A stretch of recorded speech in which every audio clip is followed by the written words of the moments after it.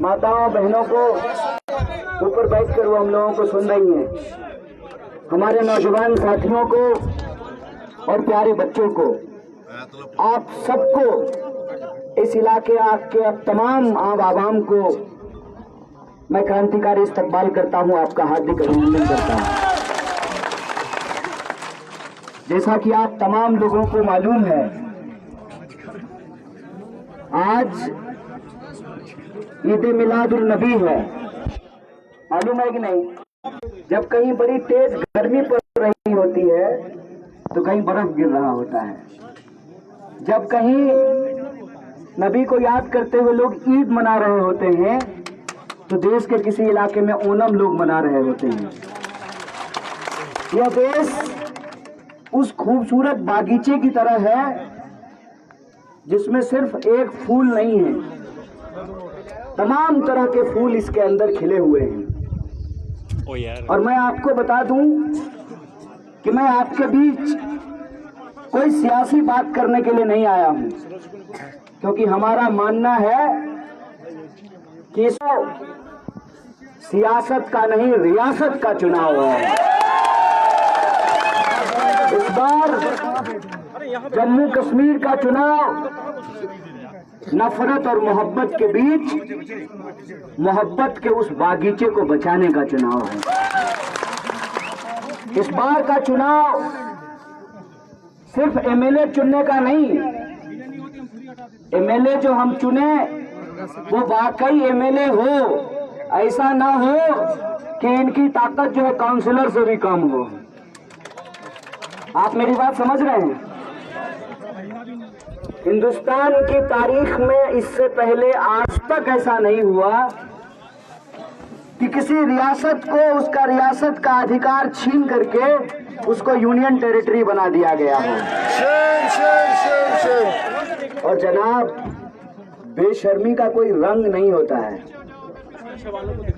बेशर्मी को आपको बिना रंग के पहचानना होता है, और बेशर्मी पहचानने की एक तरकीब मैं आपको बताता हूँ। ये कौन सा इंसाफ है कि मैं सुबह में आपकी टोपी छीन लूं, दोपहर में आपकी कमीज छीन लूं, शाम में आऊं और रात को कहूं कि अगर आप अपना समर्थन हमको दे दें तो मैं आपकी टोपी आपको वापस कर दूंगा। अव्वल तो ये, तुम अभी भी सिर्फ टोपी ही वापस कर रहे हो, कमीज और पतलून का क्या? और दूसरी बात कि अगर तुमको वापस ही करना था तो छीने क्यों? मेरी बात समझ रहे हैं? अगर आपका ईमान साफ होता तो आप छीन नहीं रहे होते। अगर आप वाकई देने वाले होते तो आप लोगों के अधिकारों पर बुलडोजर नहीं चला रहे होते। यह बात समझने की जरूरत है कि चुनाव है, और चुनाव खामोशी से हो जाए, इसलिए ये कह रहे हैं कि हम रियासत का अधिकार वापस कर देंगे। अगर रियासत का अधिकार वापस करना था तो मेरे मन में यही सवाल आता है कि किसी को अगर कोई चीज वापस करनी हो तो वो चीज वो आपसे छीनेगा क्यों? मैं कहता हूं, इनके नजरिए को समझिए, इनके दिल में जो खोट है उसको समझिए। मैं कहता हूं, दाल में कुछ काला नहीं है, पूरी की पूरी दाल काली है।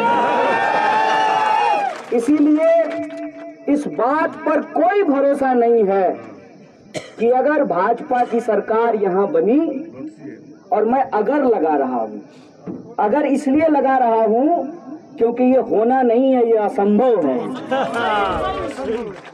वो कभी भी जम्मू कश्मीर के लोगों के अधिकारों को वापस नहीं करेंगे। नियत ही ऐसी नहीं है। कहते हैं कुछ करने के लिए आपके मन में ईमान होना चाहिए, हौसला होना चाहिए, इंसाफ की समझदारी होनी चाहिए, आपके सीने में दिल होना चाहिए जो बराबर हर किसी के लिए धड़कता हो। वो इंसान इंसाफ कर सकता है। मुझे याद आता है, भारत जोड़ो यात्रा लेकर के राहुल जी के साथ जब हम लोग कन्याकुमारी से पैदल चल करके कश्मीर आए तो बुजुर्गों ने माथा चूम करके कहा, देर ही सही कोई आया तो हमारी हालात को जानने के लिए। और आज बड़े बड़े कैमरे लगा करके दिल्ली में स्टूडियो में बैठ करके लोग कहते हैं कि सब कुछ बहुत अच्छा है। अव्वल तो शायद आपने अच्छा देखा ही नहीं है। अगर आपको अच्छाई की समझ होती तो आपको मालूम होता। वहां श्रीनगर में रेस्टोरेंट में रिश्तावा खा के और लाल चौक पे सेल्फी खिंचा लेने से चीजें अच्छी हो जाती हैं। अगर आपको इस इलाके का मालूम होता तो पहली बात तो ये कि सिर्फ श्रीनगर में ही लाल चौक नहीं है, कई जगह पे लाल चौक है। और दूसरी बात कि आज आप सेल्फी खिंचा करके लग रहा है आपको कि अच्छा है, तो शायद आप इस इलाके के इतिहास को नहीं जानते हैं। मैं अभी झेलम जहां से निकलती है उस जगह पे घूम करके आया हूं। आज भी वहां पर महादेव जी का शिवलिंग सुरक्षित है और एक पंडित को वहां रखा गया है उस शिवलिंग पे जल चढ़ाने के लिए। देखिए, दिलों में दरार पैदा किसने किया, इंसान को इंसान से बांटा किसने, सियासत ने। और ये सियासत ने आज हमको इस मुकाम पे ला करके खड़ा कर दिया है कि अपने ही अधिकार जो हमारे हैं हमको इनसे मांगना पड़ रहा है। मैं कहता हूं, ऐ नौजवानों, इनसे पूछो कि ये तुम्हारी औकात कैसी हुई कि तुमने हमारे अधिकार पे हाथ डाला है। ये सवाल इनसे पूछने की जरूरत है। और मैं कहता हूं, यह मौका है और इस मौके पर हम इस देश की सरकार को कहना चाहते हैं कि आपने जो यूनियन टेरिटरी बनाया है इस इलाके को, हम उसकी नाफरमानी करते हैं। कांग्रेस पार्टी ये वादा करती है हमारी हुकूमत बनेगी, हम इसकी करेंगे यहाँ के लोगों को। और दूसरी बात, देखिए, चोरी हो जाए, चोर चोरी कर ले, चोर की फितरत होती है चोरी करना। चोर तो चोरी ही करेगा ना, सांप तो जहर ही उगलेगा, चिड़िया तो उड़ेगी ही, गाय तो गोबर और दूध ही देगी, पहाड़ तो ऊंचा ही दिखेगा, दरिया तो गहरा ही होगा ना। तो चोर ही होता है, बीजेपी तो बीजेपी ही है।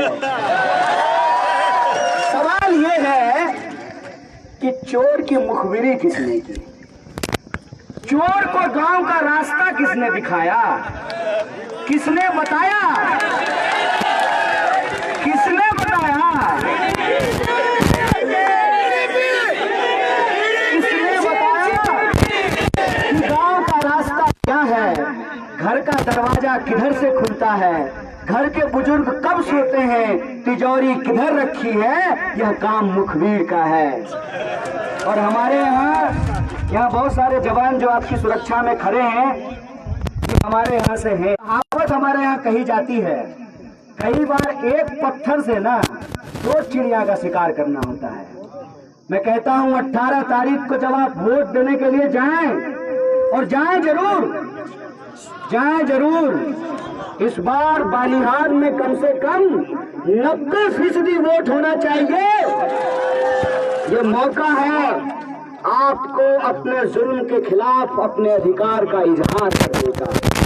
यह मौका है इस देश की सरकार को, दुनिया की मीडिया को बताने का कि हम जमहूरियत चाहते हैं, लेकिन जमहूरियत किसी की गिरवी नहीं होती है। जमहूरियत का मतलब यह नहीं होता है कि उनकी नजर सिर्फ हमारी जमीन पर हो। जमहूरियत चलता है जमीर से, और जमीर जिंदा रहता है जमहूरियत में लोगों के दिलों के अंदर। इसीलिए आप जाएं और भारी संख्या में वोट करें, 90% वोट करें। दुनिया को गया है, उस महंगाई के खिलाफ अपने गुस्से का इजहार कीजिए कि जो सिलेंडर 450 रुपए में मिलता था, कितना। जब ड्राइवर कंफ्यूज हो ना कि लेफ्ट लेना है कि राइट, तब गाड़ी का एक्सीडेंट होता है। और हमारे देश का ड्राइवर जो है ना, ओवर एज हो गया है। मैं मजाक नहीं कर रहा हूँ, आप तो डीसी के मेंबर है ना। 70 साल के बाद लाइसेंस बनता है? नहीं बनता है। प्रधानमंत्री की उम्र कितनी हो गई है? 74 साल। ये 75 साल हो जाएगा 17 तारीख को। तो बताइए 70 साल के बाद जो आप गाड़ी नहीं चला सकते हैं तो देश कैसे चलाइएगा?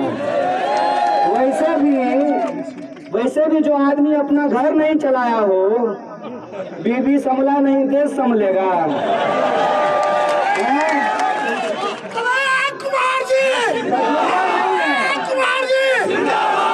तजुर्बा नहीं है। मैं ये नहीं कहता हूँ कि सारे बुजुर्ग खराब होते हैं, नहीं, बुजुर्ग बहुत। ये बूढ़ा तोता श्रृंगार करता है, कभी पानी में कूदता है, कभी हवाई जहाज पे चढ़ जाता है। बताइए, पता है कि सर्कस का मदारी है? और देश में कम विदेश में ज्यादा रहते हैं। आपके मोबाइल पे एक मोड होगा साइलेंट मोड, एक और मोड है फ्लाइट मोड। प्रधानमंत्री जी का भी एक मोड है फ्लाइट मोड। देश में कम विदेश में ज्यादा घूमते रहते हैं, तो उनकी क्या है ना कि याददाश्त जो है थोड़ी कम पड़ गई है। उनको ऐसा लगता है कि जम्मू कश्मीर का इतिहास 2014 से शुरू होता है।